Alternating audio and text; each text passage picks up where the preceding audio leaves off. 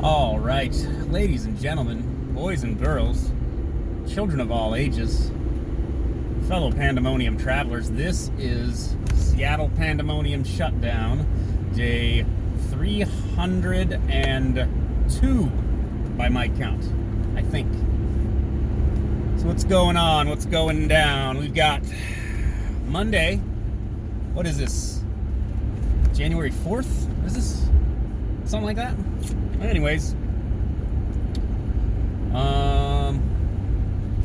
Yeah, so I think my theory was confirmed the other day. Seeing a multiple, it looked like a multiple vehicle accident right up here. Right up here on 99. If you look over here to your left, you'll see that there's now a memorial set up for, I believe it says R.I.P. Eric. You see it with balloons there? Oh, Chris. There it is. R.I.P. Chris. I assumed, maybe I'm right, that a homeless person was hit by a vehicle because they cross Aurora wherever they want. And it was probably nighttime and got hit, and then other vehicles slammed on the brakes, and then maybe other vehicles just stopped, but there was clearly a body with a tarp over it. What we got going on over here? My goodness. There's lots of firefighters. What was going on? So yeah, I think my theory was proven by the memorial there, although anybody could have put that up, but I just feel like it's connected. I tried to search for it. I couldn't really find any local coverage about it, so I don't really have more specific details. So that's the local scene. What's going on? And we've got... let's talk about Lin Wood, okay? Now, Lin Wood, this is bizarre, man. This guy, this guy ran defamation suits for Richard Jewell. Google it, kids. It was the Atlanta Summer Olympics, 1996, I guess? It's hard to remember. At an after-hours event, a bomb went off, and Richard Jewell was a security guard, I believe. Maybe he was a cop. And he was like first on the scene. And he became the prime suspect because... Oh, God. He became their prime suspect just because of behavioral analysis theories. Like he set the bomb and injected himself into the story so he would be like a hero. They do this kind of thing, and sometimes it's true, but Richard Jewell was ultimately vindicated, and then this Lin Wood won defamation cases against media outlets and stuff for basically portraying Jewell as guilty during his trial and stuff, saying untrue things about him, and he won.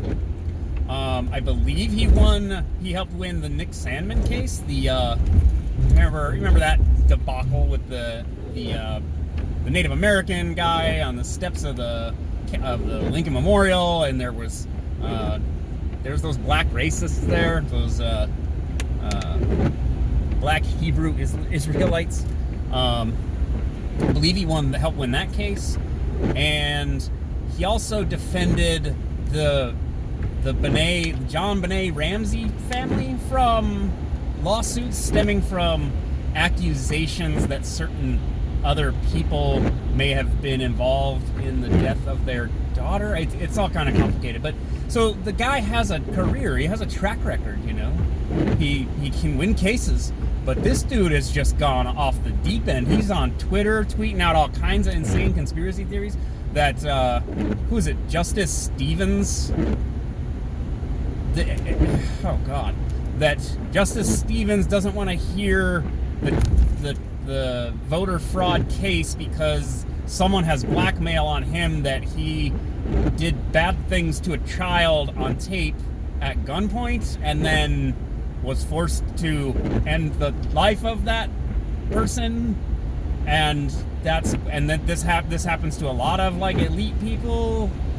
It's just, man, I mean, look, this just makes, I don't know, right-wing or MAGAs or just anyone who doesn't hate Trump seem like they're on board with deranged conspiracy theories. And it's just, even for this bizarre, the bizarre 4 years of Trump, the bizarre election, all of whatever was going on in 2020,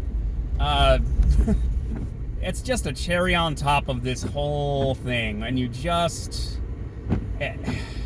people can't keep up with all this. Like, people can't tolerate all this. On top of all your normal stressors, on top of there's a pandemic, on top of an election, on top of your own personal stuff, on top of whatever general anxieties and things and fears you might have, on all the other news you might be following, sports, culture, movies, games, politics, other, local news, all these things. You just see him tweet out some bizarre conspiracy theory like that, and even in the Epstein era, I mean, sure, I suppose it's possible that elites are getting compromised in this particular way. Okay, but I can't couch this in actionable. This is not actionable intelligence. This is someone making accusations and hoping someone sues or something. Like, I don't understand what the strategy is here, but he's supposedly running the Trump election fraud lawsuits or something. This is just too much, and people are right to just sort of roll their eyes at this stuff. Again, all this TikToking, we've been doing this for years now with all these investigations and TikTok, someone's going to jail, this person's going to jail. I've said this before, no one's going to jail. No, there's not like child murderers. I mean, I understand there might be like eyes wide shut stuff going on, like elite pedophile killers and stuff. But yeah. It's just too much for most people, and I don't think it's helping. And again, like I've said before, let's do it. Let's get it going. If you've got this bombshell, I'm tired of bombshells too. I'm exhausted of bombshells.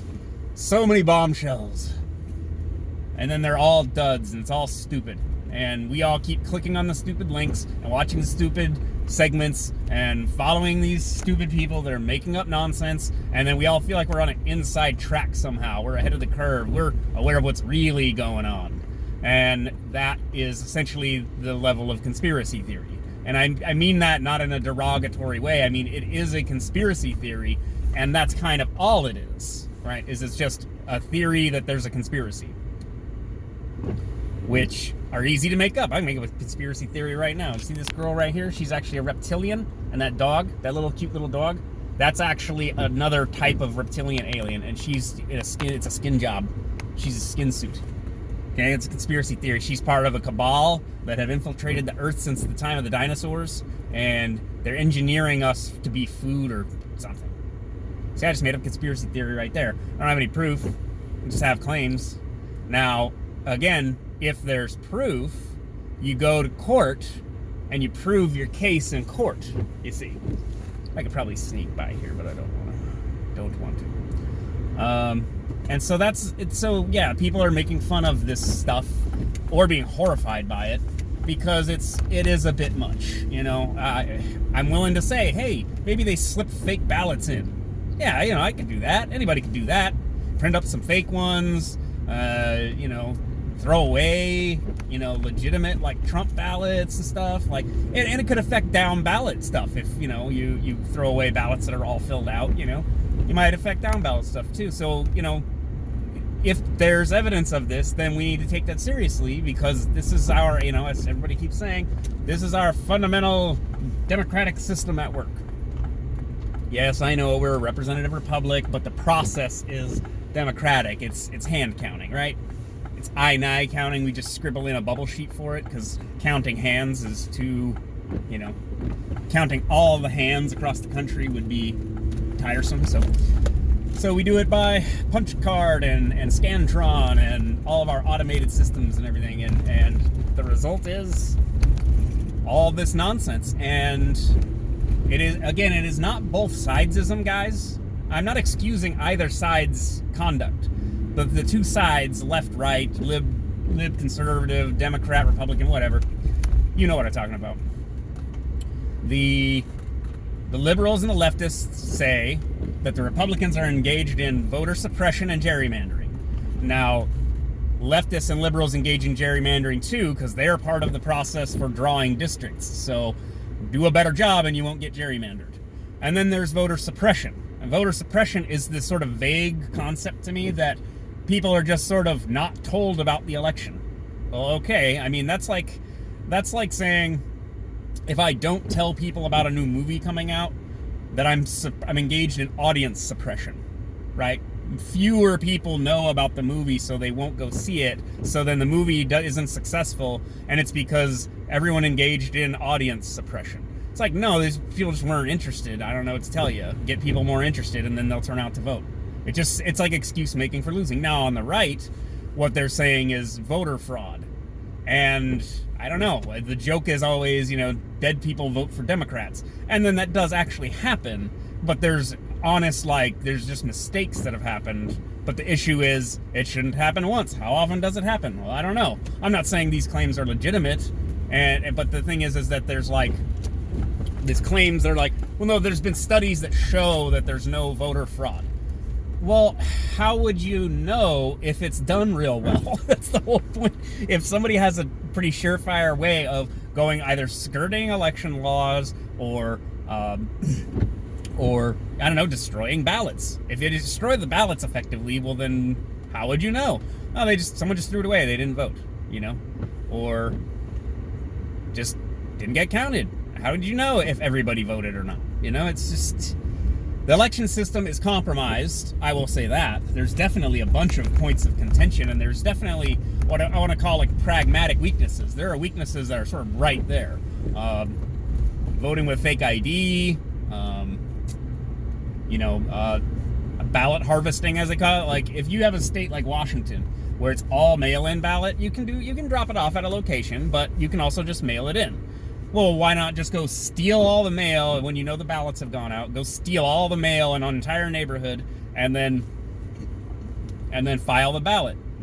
Some portion of those people will not respond, would not have voted anyway, so they won't notice and they won't care.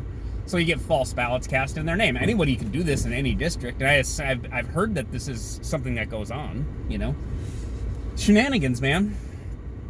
And if the one side is engaged in shenanigans, or you suspect that they are, well, then you basically have to engage in shenanigans yourself, and I've covered this before, because it then creates a race to the bottom where disregarding the rules is the only way to win, and everyone basically is on board with this because they all want to win, because they all want the ring of power. And when we were, again, discussing the largest nuclear stockpile, the largest military, and the largest sort of economic, geopolitical apparatus, regulatory state in the history of the world, what is a bridge too far? What is not on the table? And again, I've said this so far, seemingly, for the most part, direct assassinations and things like this, like direct terrorism, seems like it's the limit. We don't, sometimes our political representatives shout at each other on the floor of Congress. Charles Sumner was nearly beaten to death on the floor of Congress over slavery, states' rights stuff. People cared, right? Alexander Hamilton and Aaron Burr and all that. People cared, and then stuff happened that's bad. I'm not endorsing this. This would be really bad if we decide to go down this route and we start crossing these benchmarks. But what about everything else? What about lying? What about propaganda? What about call it quote-unquote voter suppression? Deregistering voters with, shenanigans. Again, okay, I can believe all of it, because this is an immense power struggle that is essentially eternal. Go. It's just a hill. Don't worry. Just go. Immense amounts of power, wealth, and influence, and it's eternal. It becomes part of history, right?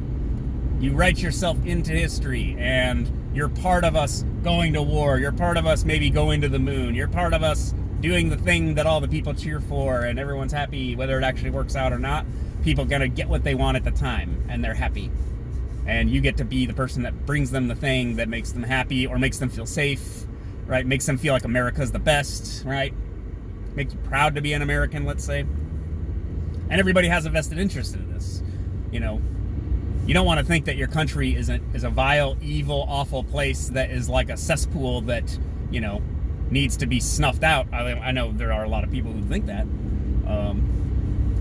But you don't want to feel that way yourself. Like, you don't want to feel like despair, you know, about like the country can never come back from the brink of the destruction that you think it's at. And the brinksmanship becomes part of the manipulation as well. You thinking that cataclysmic things are just on the horizon and these politicians over here are making it happen and these politicians over here are trying to protect you from it is part of the game. It's part of the construct. So think about that. It's Monday. Bye.